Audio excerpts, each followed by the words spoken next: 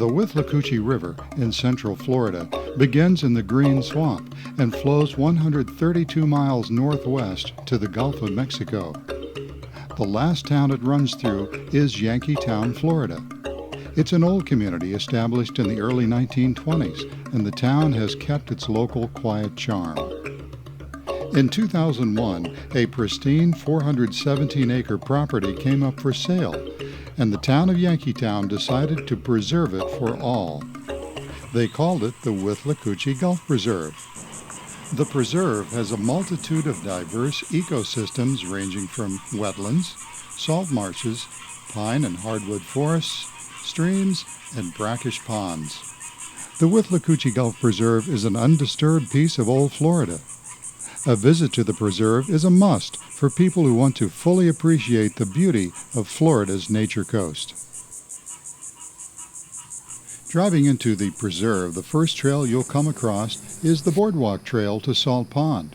There are toilet facilities here and ample parking. This leisurely 30-minute round-trip walk winds its way through pine upland forest. You'll also see palmettos recently trimmed back to reduce fire risk, provide more light to the understory plants, and to open up the views. In a short while, you'll arrive at your first view of Salt Pond and a view of the Arch Bridge. Salt Pond is a tidal pond with brackish water. Brackish means it's a mixture of fresh and salt water. It's an important part of the estuarine system where the Withlacoochee River meets the sea. It is a rich environment, providing a home to countless birds, fish, crustaceans, and other wildlife. Salt Pond is important in providing a nursery for young fish, who can grow in the shallow, nutrient-rich water of the pond. Along the boardwalk, you'll notice plant identification signs like this red cedar, which played a vital economic role in Florida's history, being logged for timber and to make pencils. This Yaupon holly, adorned with festive red berries, provides food for migrating birds in the spring. At Marker 5, you'll continue left through some slash pines, which were planted in the 1980s to replace logged trees. Walking further, you'll notice the black needle rush and the Spartina grass. Many of Florida's popular marine fish species spend the early parts of their lives protected in these salt marshes. Salt marsh rushes and grasses are an important part of the ecosystem. Young fish forage for food on the marsh bottom, on the plants themselves, and on smaller organisms that live in the marsh system. As salt marsh plants die and decompose, they create organic detritus, another food source for many marsh dwellers. The tide's in and out flow helps distribute the detritus food source throughout the estuary. Once you reach the Arch Bridge, be sure to stop, relax, and enjoy the view. Look north to the edge of the salt marsh, and you'll see the beginnings of the upland forest on higher ground. Cedars and pines predominate. After a time on the bridge, continue down the boardwalk to the east side of Salt Pond. There's another bench here, and another scenic overlook to enjoy a different view of Salt Pond. There's also a fascinating view into the underworld here. Just to the left of the bench is a small sinkhole where you can peer into the underground world called karst. Returning to your car on the boardwalk trail, you'll want to drive on to the L.E. Schiller Education Center.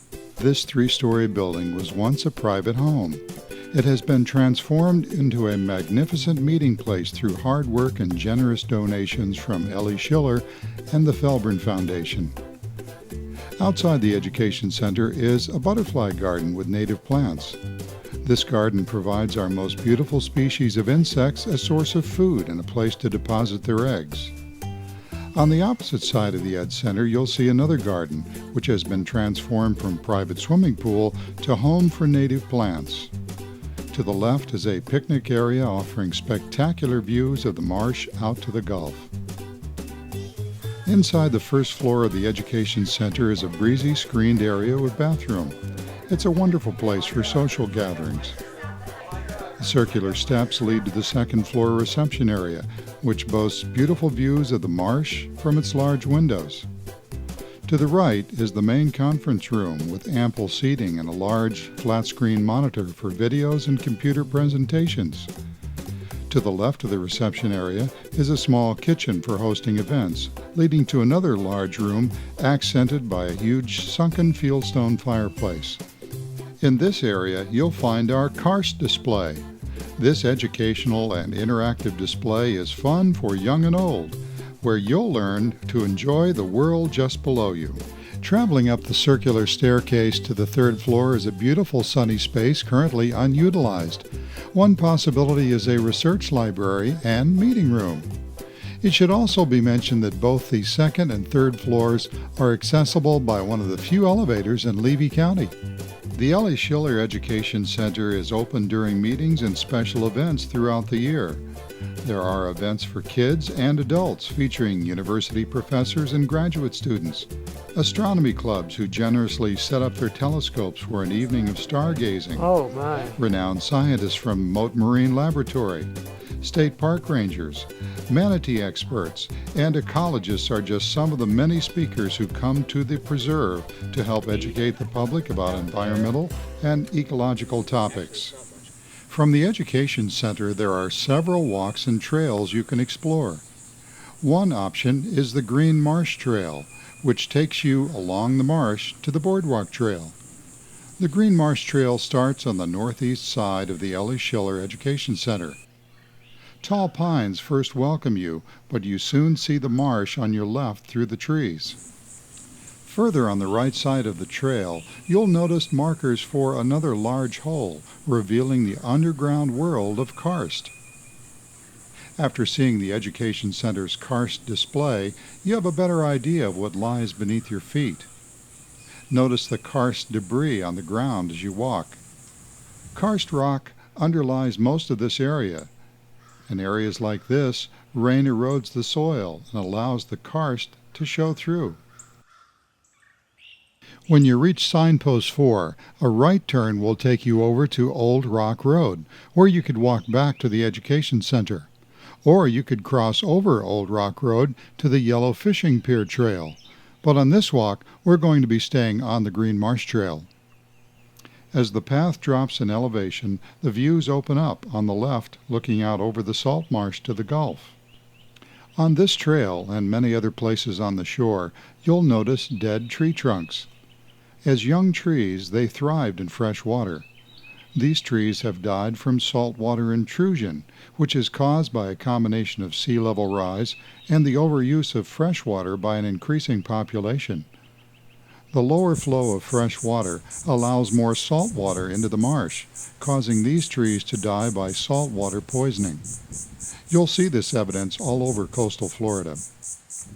Throughout the preserve, look for the ancient kunti plant. Kunti played a role in early Florida. Though poisonous, Native Americans found a way to detoxify the root to use as a food source. European settlers called the kunti plant arrowroot, and there was even a processing facility in Miami that prepared arrowroot up until 1920. On your walk, look for grassy areas which provide sunlight where you'll find wildflowers, especially in the fall. The Green Marsh Trail rises and traverses some ancient sand dunes and then goes through tall pines and eventually comes out at the Boardwalk Trail. Once on the Boardwalk Trail, a left turn will take you to Salt Pond, a right turn will take you back to Old Rock Road, and a short walk back to the Education Center. Another trail to try from the Education Center is the Yellow Fishing Pier Trail. Facing the marsh at the Ed Center, you'll head left. In 2 minutes, you'll arrive at the observation tower.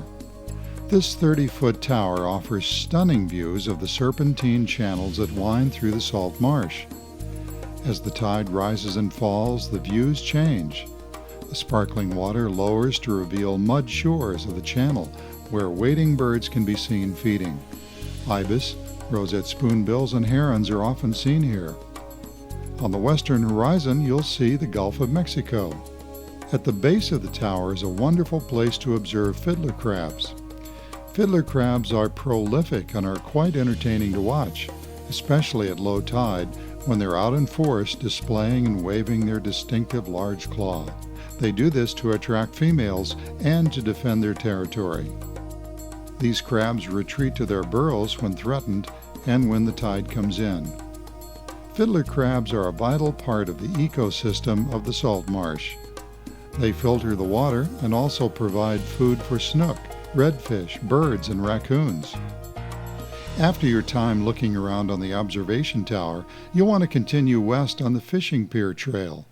You'll be surrounded by black needle rush, making a dense carpet of swaying grass for miles out to the Gulf. Look for paths made by deer, raccoon, and wild pig running through the salt marsh to the hammocks. Animals use these trails daily in their search for food. At Marker 5 is the beginning of a loop trail around a forested hammock. You'll stay to the right here, and that will lead you to the meadow. This beautiful spot was cleared in the 1920s when early Yankeetown residents had a homestead here. This open area with its stupendous live oaks is truly a magical spot. Continuing around to your left at signpost 8, head south to the fishing pier and dock. Enjoy all the marked plant identification signs along the way. You'll come to a composting unisex toilet facility on your left, and then on your right, you'll arrive at the fishing pier and boat dock. As you stroll down the dock overlooking Helverson Creek, you might see wading birds here, and at low tide there will be all kinds of tracks in the mud, and of course plenty of fiddler crabs. This boat dock is the launching place for the Withlacoochee Gulf Preserve paddling trail. The paddling trail is a Greenways and Trails designated waterway, which ends at the Gulf of Mexico. This 2.5-mile paddling trail leads you south and west on Helverson Creek. You'll paddle through Salt Marsh and Mangrove Islands, and past Bird Creek, site of the 1962 Elvis Presley movie Follow That Dream. You'll finish off the paddle with a spectacular view of the Gulf of Mexico. The trail is completed when you land at Levy County's Bird Creek Park Beach. There you'll find bathroom facilities and picnic pavilions. But we digress. Continuing our walking tour from the boat launch, stay to the right and walk through the Enchanted Forest. This beautiful path leads through a stand of sand live oaks, whose intricate interlocking branches and ground cover of palmettos is, well, enchanting. You may want to linger here to notice how the sunlight plays through the trees. Continuing on, you'll come out of the forest hammock and past the observation tower, and a quick walk back to the Education Center. Well, we hope you've enjoyed your video tour of the Withlacoochee Gulf Preserve in Yankeetown, Florida. The preserve is open every day and closes at sunset. To ensure your safety and comfort and to protect our fragile environment, we ask you to observe a few simple rules. Camping, fires, barbecue grills, and alcoholic beverages are not allowed except by permission of the Town Council. Trapping and hunting are not permitted under Town Ordinance and the Withlacoochee Gulf Preserve Conservation Easement. To protect the trails and the ecology as well as for your own safety, ATVs, motorcycles, and motorbikes are not allowed on the trails or off-road. And finally, for your safety, the terrain off the trails can be rough due to sinkholes and logging debris, so please stay on the trails. Don't forget to place a donation in one of our boxes by the Preserve's entrance and by the Education Center. Your donation, whether big or small, helps preserve an important piece of old Florida. To find out about our upcoming events and how to become a volunteer, go to our website at www.withlacoocheegulfpreserve.com. Thanks for watching.